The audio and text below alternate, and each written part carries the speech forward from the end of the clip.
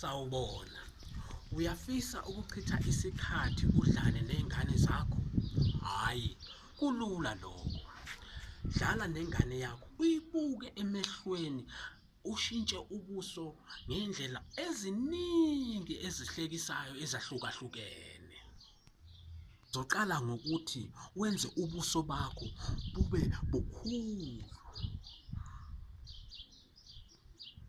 noma wenze ubuso bakho bube buncane,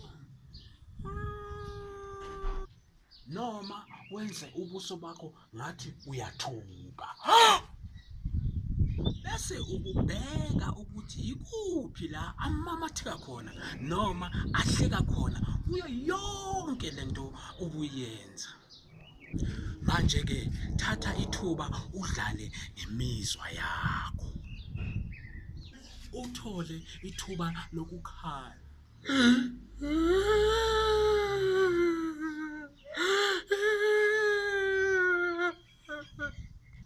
Bese uthola ithuba lokujabula uhleke.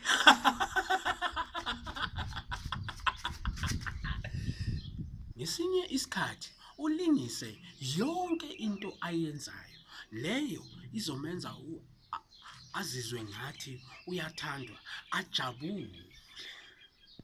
Kubalulekile ukuthi sincome ingane zethu ngokumamatheka noma sishaye izandla noma sihleke ngaso sonke isikhathi. Ingane zethu zifunda okuningi esikwenzayo ngokulingisela esikwenzayo thina abantu abadala. Ingakho kumele sidlala nabo.